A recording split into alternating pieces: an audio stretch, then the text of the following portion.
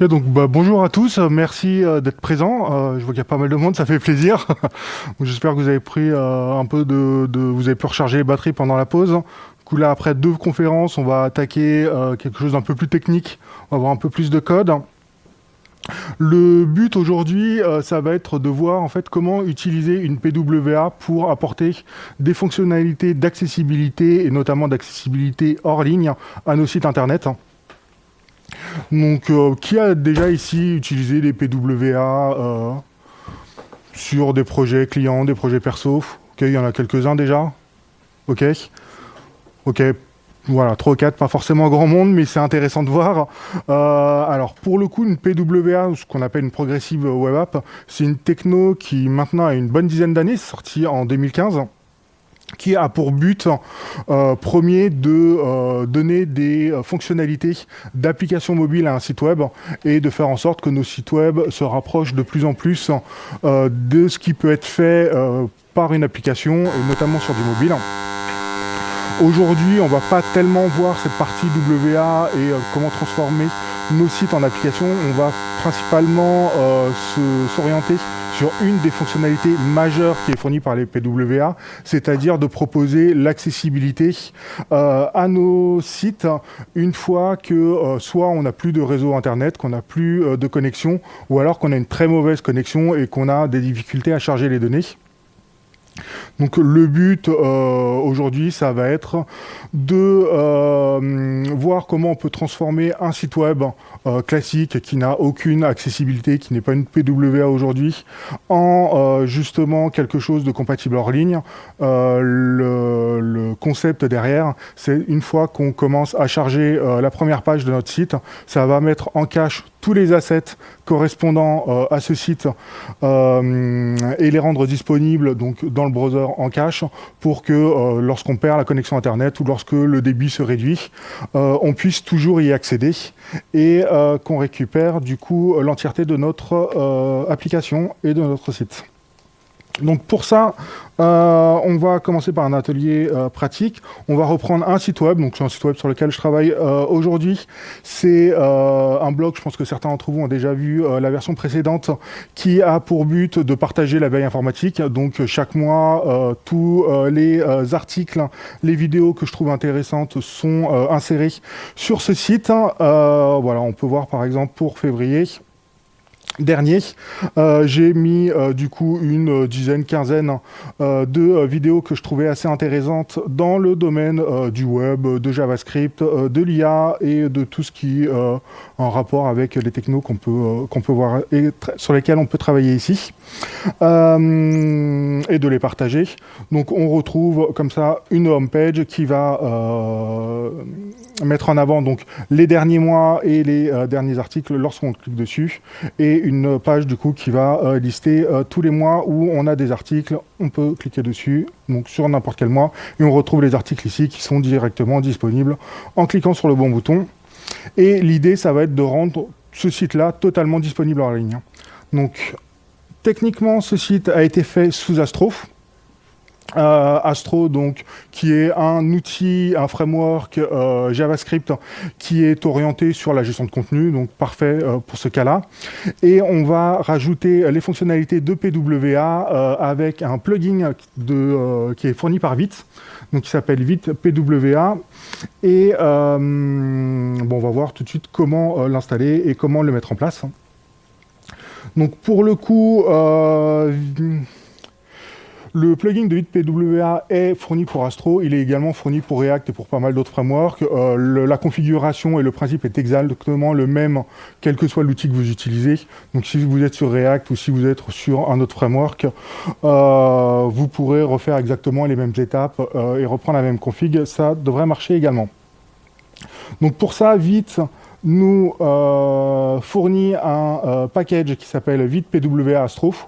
Donc là, je l'ai déjà installé pour éviter quelques problématiques de mon package d'installation. Mais vous avez juste à faire un npm install Vite PWA Astro. Et une fois que c'est fait, le but, ça va être d'utiliser ce package pour créer un service worker. Un service worker, en fait, qui est le cœur d'une application PWA, qui va servir en fait de proxy entre notre navigateur Internet et le réseau, donc qui va gérer toutes les connexions HTTP pour intercepter du coup toutes les données qui seront récupérées et pouvoir gérer un cache avec celle-ci. Donc, une fois que c'est installé, on va commencer dans notre dossier source par créer un fichier PWA. Ce sera ce fichier-là qu'on appellera. Donc, pour le code, on va faire un petit copier-coller de la config qui existe déjà. Voilà. Donc, le package Virtual PWA Register est fourni par le plugin Vite PWA donc, que je vous ai montré juste avant. Par défaut, il n'est pas reconnu par TypeScript, donc on va juste modifier notre fichier de config pour rajouter les définitions. Hop, ici.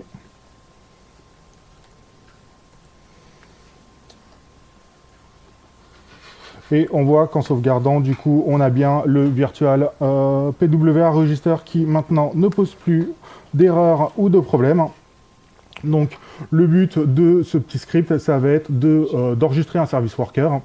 On l'enregistre immédiatement, c'est-à-dire que dès qu'on accède sur le site, celui-ci va s'enclencher et va intercepter donc toutes les connexions et les fichiers qui sont téléchargés pour faire fonctionner notre site. Et j'ai mis ici des petits console logs pour montrer quand est-ce que le service worker est actif et quand est-ce que la connexion passe en offline et que celui-ci du coup prend le relais. Donc ça c'est le script qu'on va devoir appeler pour le coup sur chacune de nos pages de notre site. Donc ce que je vais faire, c'est que je vais prendre le layout. Donc ce layout en fait c'est mon header de mon site internet ce layout là est appelé sur toutes les pages que contient mon site internet.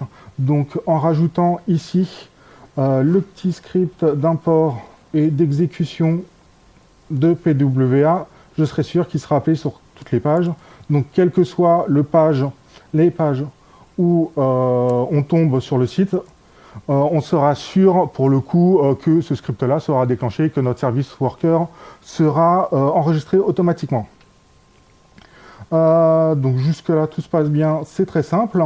Là, on va dire qu'on a déjà fait une bonne partie du boulot.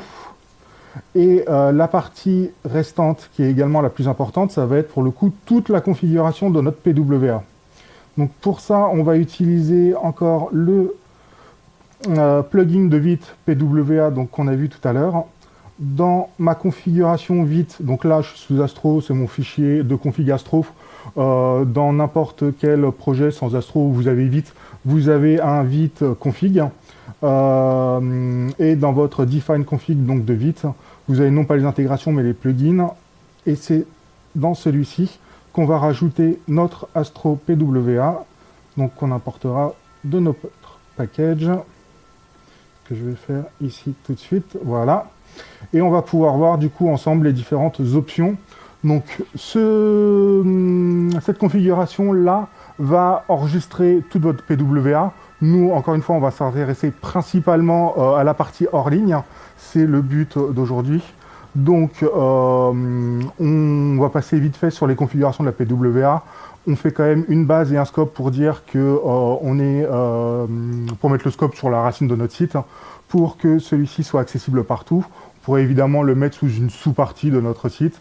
Ça, c'est de la configuration de la PWA. On retrouve ici le manifeste donc, de la PWA. Johan en discutait un peu tout à l'heure. C'est là où effectivement on va pouvoir faire la configuration du coup de notre Progressive Web Apps en mettant notre manifeste, enfin, en créant le manifeste qui sera disponible pour les browsers, là où on pourra mettre nos icônes et nos informations et nos métadatas. Là, je suis sur une version hyper simple parce que c'est pas du tout cette partie qui nous intéresse aujourd'hui. Ce qui va vraiment nous intéresser, ça va être la partie Workbox. Donc Workbox qui est un outil fourni par le plugin VidPWA. Et c'est là en fait qu'on va définir la configuration que l'on veut pour notre mode hors ligne. Donc on retrouve une première propriété Glob Patterns. Ça va être en fait la définition de toutes les pages et de toutes les assets que l'on veut mettre en cache pour que celle-ci soit accessible en mode hors ligne. Donc là, je veux que toutes mes pages soient disponibles. Je veux rendre l'entièreté de mon site disponible. Donc on met un petit token et je précise donc toutes les extensions de mes fichiers. On voit que il y a toutes mes pages HTML évidemment. Il y a également mes scripts JavaScript, mes styles CSS. J'ai mis également toutes les potentielles images que je peux utiliser. Si vous voulez mettre de la vidéo, vous pouvez également rajouter, pour le coup, toutes les extensions correspondant au format que vous utilisez. Attention, néanmoins, si vous voulez mettre en cache des ressources assez lourdes, notamment des vidéos, ça peut tout de suite vous provoquer des pics de download. Vous pouvez vous retrouver très facilement dans le cas où votre utilisateur va juste sur votre homepage et au final se retrouve à télécharger des centaines voire des gigas de données de vidéos par défaut. Donc soyez quand même assez attentifs à ça. On voit que c'est dans un arrêt, donc je peux mettre évidemment plusieurs parties de mon site si je veux. Je peux également mettre des propriétés différentes. Donc ça en fait c'est ce qui va être lancé au build de votre application. Là, quand je vais lancer le build sur mon Astro et de lui dire tu vas me générer toutes les pages, il va créer un fichier SW donc pour mon service worker où il va lister toutes les pages qui sont disponibles sur mon site pour lui dire ces pages-là, tu les mets hors ligne.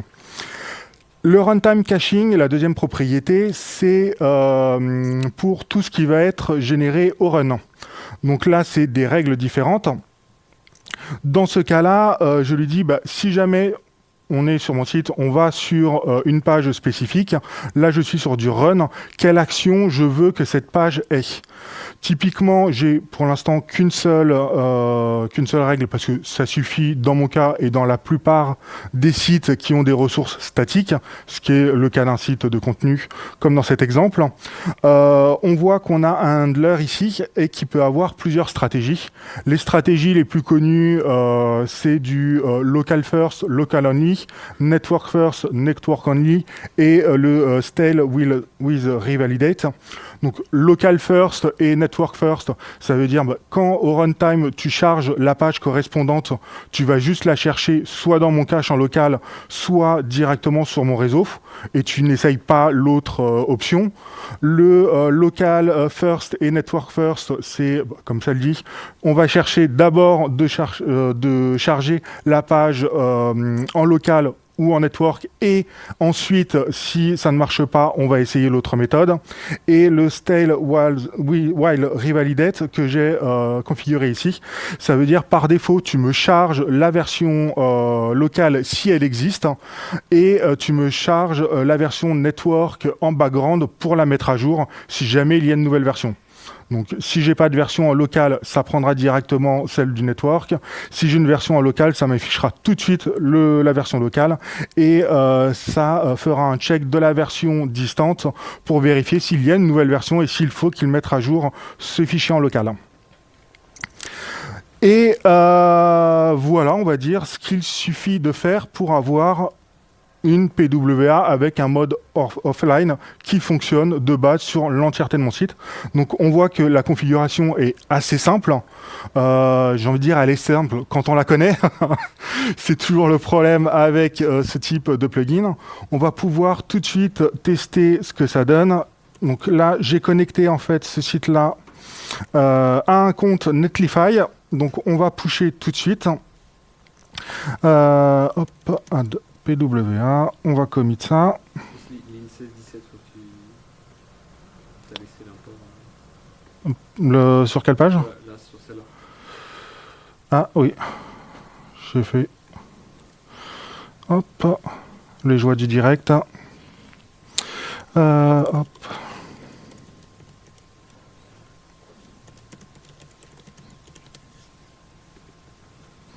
Voilà, donc on va repousser tout de suite. Ce qu'on peut faire en attendant, c'est regarder en local ce qui se passe quand on build.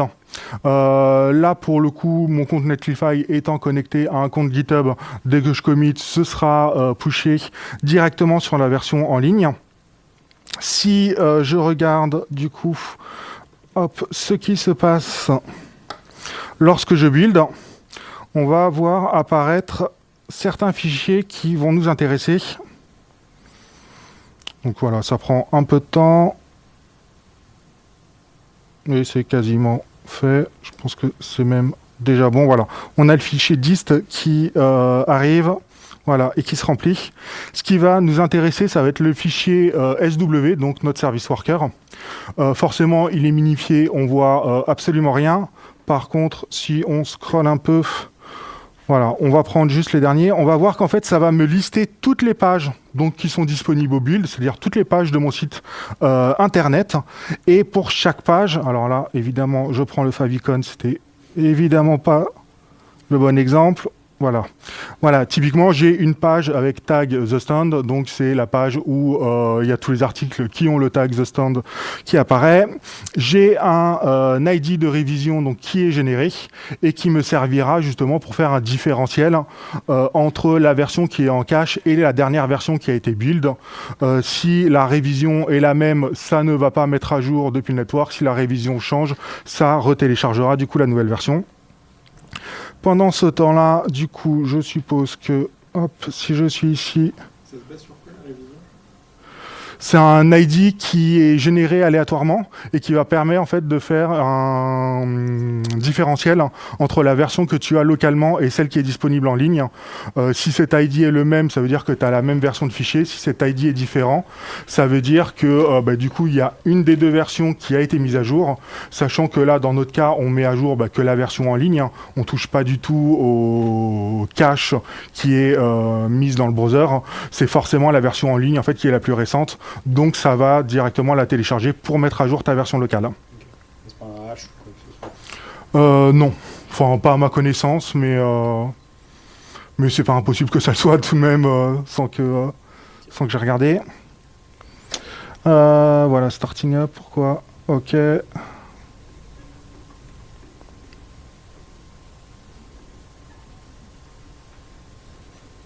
Qu'est-ce qui se passe ici ?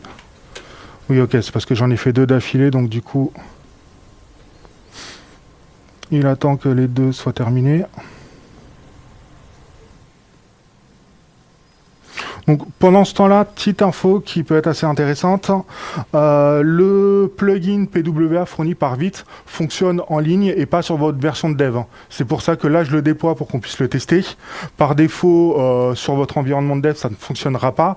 Déjà parce que vous n'avez pas forcément le même process de build que vous avez pour de la prod qu'en développement. Typiquement, Vite n'utilise même pas derrière le même builder pour du développement que pour de la production. Et aussi parce que y a tellement de choses qui changent en fait entre les environnements de développement et les environnements de production que ce serait pas forcément pertinent que de tester que la config fonctionne sur l'un, elle peut pour X ou Y raison ne pas fonctionner pour l'autre. Si néanmoins vous voulez le faire en local, il y a un autre plugin qu'il faut installer en plus qui va simuler justement ce que on vient de faire là pour de la production, donc il va à chaque fois relancer un build pour régénérer le service worker et toutes les pages que l'on doit mettre à jour. Et voilà, c'est publié. Donc ici, si je refresh, donc mon site fonctionne toujours. Quand je vais voir, hop, l'inspect, on voit que dans mon network, c'est en train de me télécharger des dizaines de pages. Donc là, en fait, ça va me télécharger toutes les pages que j'ai sur mon site internet. Donc, petit spoiler, j'en ai 400, donc ça va me télécharger 400 pages. Pour le coup, j'ai déjà fait les tests de ressources, il y en a à peu près pour 6 mégaoctets. À un rythme de 4 octets par page, ça va. Je considère que 6 mégaoctets, je peux balancer ça à un client, que ce soit un navigateur de browser ou même un navigateur mobile sans que ce soit une problématique. On a vu des simples pages internet qui ont des images qui font bien plus de 6 mégaoctets, donc c'est pas forcément ça qui me choque. Néanmoins, attention, là aussi, derrière à vos règles. Si vous avez un site beaucoup plus conséquent ou avec beaucoup plus de ressources, vous pouvez vite surcharger, que ce soit le browser ou la bande passante du client, et c'est notamment le cas sur mobile. Et pensez également à des personnes qui utilisent du mobile en roaming et qui peuvent avoir de petites problématiques financières à la fin du mois en voyant ce que vous avez fait. D'où la configuration dont je parlais tout à l'heure. Faites attention pour le coup à ce que vous voulez vraiment charger. Donc là voilà, j'ai vu, j'ai 350 requêtes, j'ai pas eu les premières puisque j'ai lancé mon inspect ensuite. On va pouvoir tester. Toutes les requêtes qui Alors, je trouvais ça pas rapide quoi. Pour le coup, pour 6 mégas, là, je sais pas combien de temps elles ont pris. En moyenne, je crois que j'étais à quelques dizaines de secondes, un peu moins d'une minute. Pour 400 pages, je trouve pas ça forcément déconnant, sachant que... 6 mégas, c'est beaucoup quoi.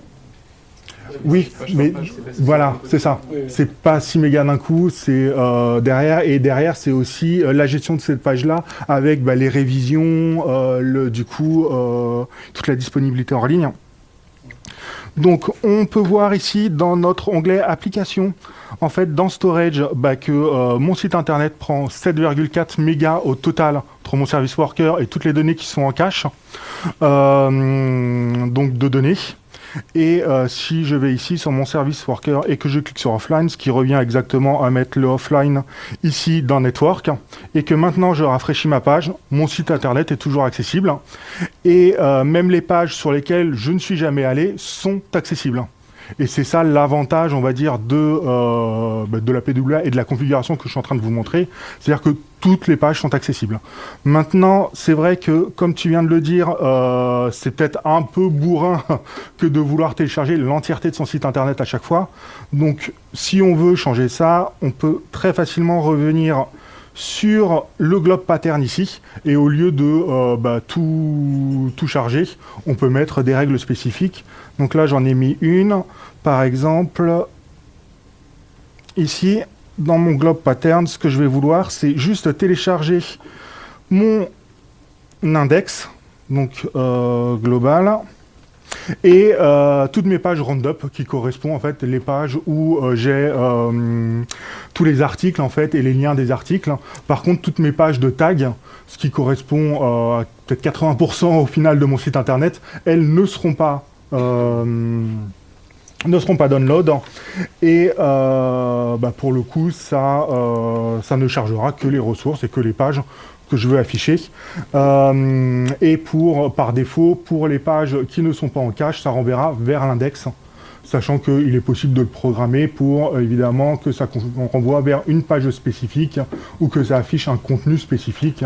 L'idée étant bien entendu de mettre une erreur ou un message invitant l'utilisateur soit à refaire derrière un sync complet, soit du coup de récupérer une connexion internet pour afficher la page, la page qui n'est pas en cache. Voilà, du coup on arrive à la fin. Est-ce que vous avez des petites questions? Ouais. Moi j'ai une question. Est-ce que tu peux... là ça le fait direct dès que tu arrives... Il y a un micro qui est là. C'est bon? Du coup, ouais, est-ce que donc là, quand tu arrives sur la home, ça télécharge tout direct, mais est-ce que ça serait envisageable d'avoir un petit switch, mettons, en disant je veux que ça soit téléchargé à la demande du client? Ouais, tu as des options qui te permettent de faire ça. Là, par défaut, en fait, la configuration par défaut fait que ça télécharge en arrière-plan toutes les ressources et tous les assets qui correspondent du coup au regex que je lui ai donné. Il y a une autre stratégie qui consiste à chaque fois qu'il y a un changement ou que on veut synchroniser des pages, à envoyer un prompt en fait à l'utilisateur qui peut avoir la forme que l'on design, c'est généralement une modale, où on lui demande justement s'il est d'accord pour synchroniser telle ou telle telle partie, et derrière, c'est à vous de faire la logique que vous souhaitez pour que l'utilisateur ait vraiment conscience de ce qui arrive, ce qui, oui, peut être franchement une bonne chose pour des sites un peu plus lourds et un peu plus conséquents. Ouais. Et mini question aussi, c'est est-ce que c'est possible d'avoir une info?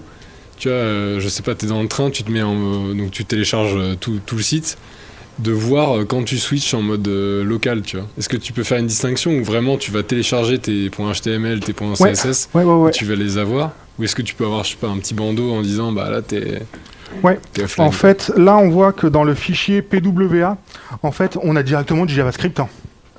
Et tu peux mettre en fait des listeners directement ici ou n'importe où dans ton code qui va être capable de détecter si tu es en ligne, si tu es hors ligne, si tu as une bande passante trop faible pour être vraiment efficace. Et du coup, derrière, tu peux mettre le code que tu veux. Donc, mettre des alertes ou déclencher des comportements spécifiques.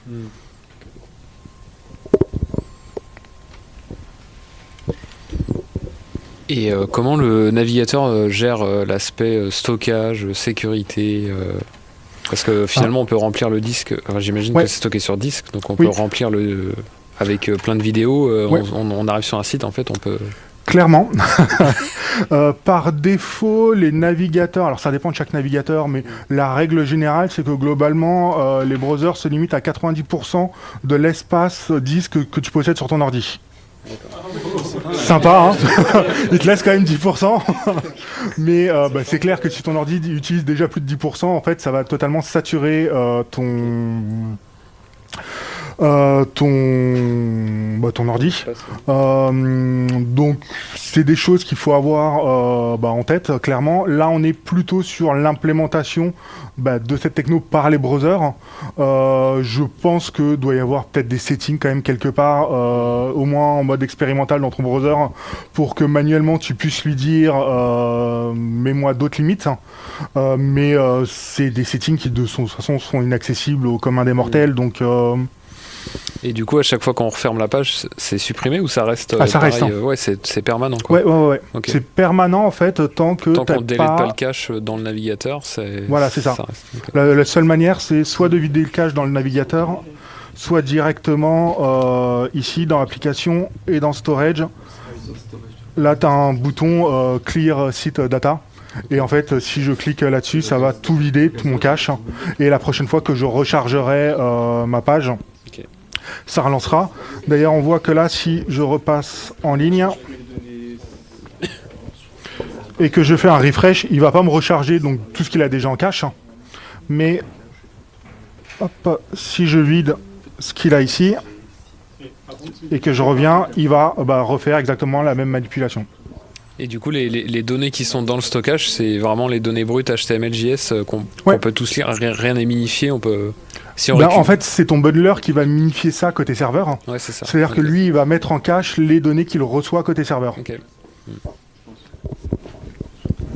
Et tu peux mettre en évidence, en faisant une manip offline, online, le diff qu'il va faire entre les fichiers qu'il a dans le storage et les fichiers dispo sur le site? Parce que là, il télécharge tout, mais on n'a pas vu, j'ai pas vu en tout cas de quoi que ce soit qui signifiait qu'il récupérait le site pour comparer les ID. Je sais pas si tu veux... Non, ça en fait c'est fait en background. C'est ton navigateur qui s'en occupe. Pour être honnête, j'ai aucune idée de comment ça marche.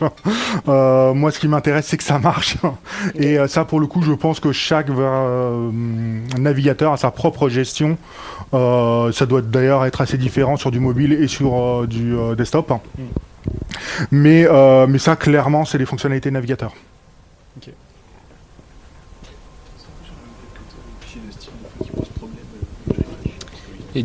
Et dernière question pour moi. Là, on n'a pas de base de données, on ne fait pas appel à un back-end particulier, mais du coup, si on veut le faire, donc par exemple, je sais pas, on a un bouton pour incrémenter un compteur sur une base de données qui n'est pas accessible parce qu'on est hors ligne, ça c'est gérable aussi avec ce plugin ou il faut d'autres choses? Oui et non. Oui, Globalement, ça marche pour tout ce qui va être asset, c'est-à-dire fichier.